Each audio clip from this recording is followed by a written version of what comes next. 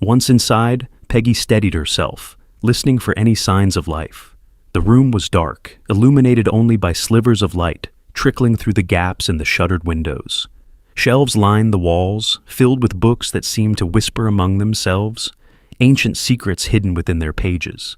Peggy's heart raced as she stepped forward, the atmosphere thick with a sense of purpose. She had managed to break in, but she was acutely aware that time was of the essence. The answers she sought were here, buried beneath stacks of history. Now she had to find them. Moving cautiously through the narrow aisles, Peggy called out, "Hello? Is anyone here?" Her voice sounded distant, swallowed by the cavernous room. Silence answered. Peggy's heart raced as she stepped deeper into the shadows, the musty smell of old books mingling with the uncanny stillness that filled the shop. She could almost feel the weight of unseen eyes watching her from the shelves, ancient secrets preserved within the pages. Determined to uncover whatever truths lay hidden, Peggy continued her search. Her eyes flicked to the faded photographs and eclectic trinkets lining the shelves, each one a testament to the stories told and untold within this bookstore. Just as she turned to explore another aisle, she caught sight of a staircase leading up, partially obscured by a mountain of old boxes. Without hesitation, she moved toward it, her curiosity piqued. Climbing the creaking stairs, Peggy felt both excitement and trepidation in equal measure. There was something about the apartment above that beckoned her, a feeling that perhaps it held answers or even a connection to the cult she was investigating. As she reached the top, a door with a simple brass knob stood before her. She hesitated for a moment, her heart thumping in her chest. What if Mr. Garrett is dangerous, she thought. But her resolve steeled. She had to know. With a deep breath, Peggy knocked gently. After a brief moment of silence, she slowly opened the door. A man that looked like Mr. Garrett, but far older, lay on the floor dressed in the same cloak as the cult members. His face was gaunt, lined with weariness, and his eyes held a flicker of recognition that sent chills down her spine. "Peggy Abernathy," he rasped. "I've seen you before." "Mr. Garrett," she replied, a mix of relief and worry flooding through her. "What happened to you? You were there, that night." His expression darkened, beckoning her inside. "You shouldn't linger here," he warned, but there was a strange intensity in his gaze. "There are things you do not understand." Peggy stepped into the small apartment, taking in the clutter of books and various trinkets that whispered of a time long past. "I need to know," she pressed, sensing the urgency in his demeanor. "That ritual you were doing, what was it? What happened?" As he closed the door, Garrett steadied himself against the wall, clutching his side. Peggy caught sight of a dark stain seeping through his shirt, and her heart sank. The ritual. "We opened a door to something beyond our comprehension," he murmured, his voice thick with regret. "When the Murphy boy shot, we lost control. I was injured, and now the mist has corrupted me." His eyes darkened with anguish. "It pulls me in a piece at a time."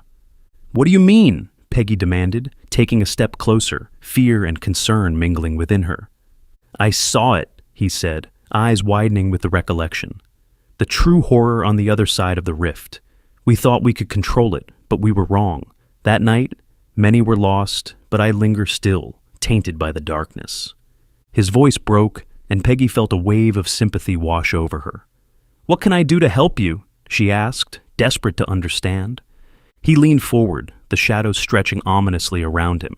"The wound is a rift. It grows with each passing moment. I can feel it consuming me, tainting my blood with darkness." He paused, the weight of his admission resting heavily in the air. "But you must learn." "Learn what?" Peggy asked, urgency lacing her voice. "There are ways to protect yourself and the town." His face was covered in sweat, and he groaned in pain as he continued. "You need to know, in the silence where shadows dwell, bind the light to break the spell. Use it wisely." Before she could respond, his body convulsed, and the wound seemed to pulse in rhythm with the dark energy surrounding him. "The spirit is clever. It will not let you ease the bindings without a cost." "Wait, don't," she protested, but he was fading, a look of fear and resignation on his face. "No." As he spoke, a final surge of energy erupted from the wound, and with a horrific scream, he was consumed by shadows that snaked out from the gaping wound. In that moment, Peggy felt a wave of cold wash over her, overwhelming her senses as the reality of what unfolded crashed upon her. Breathless, she stumbled back, her heart racing as she processed what had just happened. "No, no!" she cried out, looking down at the now silent form of Mr. Garrett, the only remnant of his existence a swirling mist that seemed to collapse into itself and then into nothingness. She turned back towards the staircase and rushed down back to the shop. She leaned against a bookshelf, trying to keep herself from hyperventilating. "Breathe, Peggy, just breathe," she thought to herself. Suddenly, something caught her attention, a strange section of the floor near the back of the store. An old rug pushed to the side, exposing strange, odd wooden planks that shifted slightly underfoot, as if they were hiding something. The sensation of magic was stronger here, coating the air with an electric hum. She approached carefully and crouched down to examine the area more closely. Her heart raced. Pulling back the rug, she noticed that the floorboards appeared different. Newer wood, perhaps, or simply polished from frequent movement. "Is this some sort of hiding place?" she wondered aloud, her breath catching in her throat. Peggy ran her fingers along the edges of the floorboards and detected a slight seam. Thinking quickly, she pressed down and suddenly felt a mechanism click beneath her touch. With a low groan, a section of the floor slowly lifted to reveal a hidden trapdoor. Peggy's heart thudded loudly in her chest. This was it. Whatever lay beneath this door could finally provide the answers she sought. Peggy lifted the trapdoor and peered into the dimly lit space below. A narrow staircase spiraled down into darkness, the air cool and damp, wrapping around her like an embrace, both comforting and foreboding. For a moment, she hesitated, the weight of the leather-bound book in her hands serving as a reminder of her purpose. With a resolute nod, Peggy reached for a switch on the wall near the staircase, her heart racing with anticipation. The moment she flicked the switch, a dim light flickered to life, casting an eerie glow down the narrow staircase. Shadows danced along the walls, and the soft hum of electricity filled the air. Taking a deep breath, she descended the staircase, each creaking step echoing in the quiet. The scent of earth and something faintly metallic tickled her nostrils, heightening her senses. As she continued down, the light illuminated the path ahead, but the shadows clung to the corners, twisting and shifting in the periphery of her vision, making it difficult to discern what lurked within the darkness. Once at the bottom, Peggy found herself in a chamber that felt ancient and heavy with secrets. The walls, damp and lined with dark stone, were covered in strange symbols that seemed to twist and writhe when she looked at them too long. In the center stood an altar, worn and etched with the same arcane designs she had seen in the book. Her breath hitched as she approached the altar, instinctively feeling that she was stepping onto sacred ground where dark rituals had once occurred. The book's energy thrummed in her hands, urging her to explore and understand the mysteries contained within these walls. As she examined the altar, Peggy noticed a circle of old candles. Their wax dripped and hardened over time. Were these used in rituals? She wondered aloud, running her fingers along the smooth surface. Her heart raced with anticipation, her wide eyes darting around the chamber, eager to uncover its secrets. In the dim light, a glint caught her eye, drawing her attention to a small iron chest tucked away against the wall. Curiosity sparked within her, and she approached it cautiously. "What do I have here?" she murmured, kneeling next to the chest to inspect it more closely. The iron was cold beneath her fingertips, its surface rough and pitted with age. She searched for a lock, but there was none. Just a simple latch. With a deep breath, Peggy pulled it open, the hinge creaking.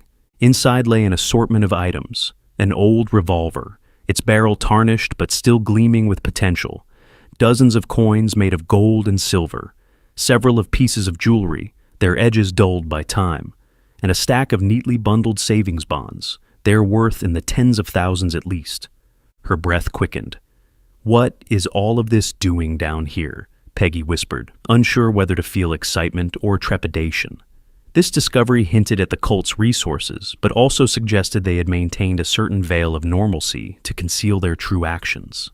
Peggy rummaged through the contents of the chest, then a chill gripped her. The atmosphere around her seemed to shift, light dimming, as if the very air was thickening. Shadows deepened, and the temperature dropped suddenly, causing her to shiver involuntarily. She left the chest and turned to the walls, scanning the room for any clues or remnants that could shed light on the cult's activities. Drawings etched into stone appeared to be both ritualistic and chaotic, figures intertwined with twisting vines, eyes wide and mouths open as if in screams. Peggy's pulse quickened as she recognized the imagery. These were echoes of the cult's dark practices, manifestations of their rituals. She swallowed hard, feeling an inexplicable pull towards the drawings, a magnetic force urging her to understand. As she scanned the walls, she recalled something from the book, a passage about guardian spirits summoned to protect a space from intruders, to ward off those who sought to trespass. They guard against thieves and enemies, she recalled, her heart racing with both apprehension and resolve. If it saw her as an intruder, what would their response be? Suddenly a whisper filled the chamber, a voice that felt familiar, yet distinctly otherworldly. Who are you?" It hissed, echoing off the stone walls. The sound sent chills down her spine, its icy breath a palpable sensation that stabbed at her skin like 1,000 needles. "Guardian spirits, I mean no harm," Peggy pleaded softly, realizing the precarious nature of her presence here. "I seek only to understand what has happened, not to disrupt." "Leave now!" the voice commanded, a hint of authority threading through its tone. The warning resonated, echoing ominously as the air grew heavier around her, suffocating and charged with an unshakable dread. Peggy hesitated, her heart racing as the oppressive presence of the spirit intensified. "Show me," she demanded, tapping into her growing defiance. "Show me what happened here." The spirit's response was immediate and fierce, its voice a storm of fury that sent shockwaves reverberating through the chamber. "You do not belong here. This place is not for you. Leave!" The atmosphere shifted, and an icy gust swept through the room, wrapping around her like a serpent, squeezing the breath from her lungs. "I am bound to protect this place. Leave now, or rot on the floor where you stand." The spirit's wrath rattled the walls, as eerie winds howled, drowning out her thoughts while dark forms twisted in the corners of her vision, gripping her with fear and despair. "No, I have to know." The defiance surged within her, but she could feel the air thickening, pressing against her with a suffocating weight, making each breath a struggle. The spirit advanced, its energy coiling around her like an invisible noose. "You will regret your intrusion," it growled, causing the temperature in the chamber to plummet even further. The cold was now a penetrating ache that settled deep within her bones, robbing her of warmth and fear. "Stop! You cannot leave!" The spirit's voice roared, resonating with an undeniable force that threatened to crush her spirit. "I won't be afraid!" Peggy shouted back, though doubt clawed at the edges of her resolve. She could feel the icy tendrils wrapping around her, attempting to ensnare her and pull her into the dark corners of the room. She knew she had to escape, to reach the trap door, but the spirit loomed, its howling breath drawing closer and closer. In a moment of sheer desperation, she recalled Garrett's words, the key phrase that might grant her protection. She clutched the leather-bound book tightly, feeling its energy pulsing beneath her fingers. In a final act of defiance, as the spirit reared back to strike, Peggy shouted, "In the silence where shadows dwell, bind the light to break the spell." The impact was immediate. As if responding to her command, torches ignited in each corner of the room, igniting it in a brilliant golden glow. The warm light cut through the darkness, forcing the spirit to recoil, howling in betrayal as it was thrust back, losing its grip on reality. With the spirit momentarily banished, Peggy's heart raced with a mix of fear and exhilaration. The oppressive atmosphere lifted, allowing her to breathe freely once more. Staying grounded, Peggy steadied herself against the altar, determination surging through her veins. She knew she had a precious window of time before the spirit could return. The newly lit torches flickered brightly, illuminating the chamber and casting away the beads of darkness. As the last echoes of the spirit's rage faded and the light of the torches flickered steadily around her, Peggy took a moment to breathe deeply, trying to steady her racing heart. The warm glow illuminated the chamber, revealing the intricate symbols and arcane designs etched into the cool stone walls. This was not just a space of darkness and terror, it was a repository of secrets waiting to be unraveled. Yet even as the oppressive atmosphere lifted, a wave of disbelief crashed over her. Adrenaline still coursed through her veins, tinged with shock at what she had just faced. I actually did it, she thought, blinking rapidly as if in a dream. One wrong move, and she could have been consumed by the very darkness she sought to understand. Peggy stumbled back, her shoulders taut with tension. It can't be over, she thought frantically. Can it?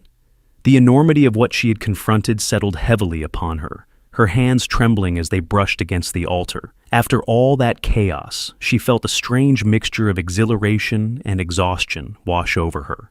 A sobering realization dawned on her. She had narrowly escaped, yet the true battle was just beginning. As she steadied herself against the altar, she closed her eyes for a moment, letting the warmth of the torches wrap around her like a protective embrace. The pulsating energy of the leather-bound book beneath her fingers reignited her resolve. There's more to uncover, she reminded herself, pushing through the lingering fear. Determined to make sense of everything, Peggy began her examination in earnest, moving methodically from the altar to the surrounding shelves. The pulse of the heart pounding in her chest began to calm as she pored over the scrolls and books she had gathered, her fingers still trembling, but now with a sense of purpose. Each passage revealed more about the cult's practices and the rift they had opened, the very rift that had cast its dark shadow over Millbrook. With each line she read, Peggy felt a greater sense of control returning, and she was no longer just a frightened girl caught in a nightmare. She was a seeker of truth, ready to confront the darkness that threatened her town. Hey everybody, this is Carl. Thank you very much for sticking around and listening to my story. If you've stuck around and listened to all of it, I'm sure you have some thoughts.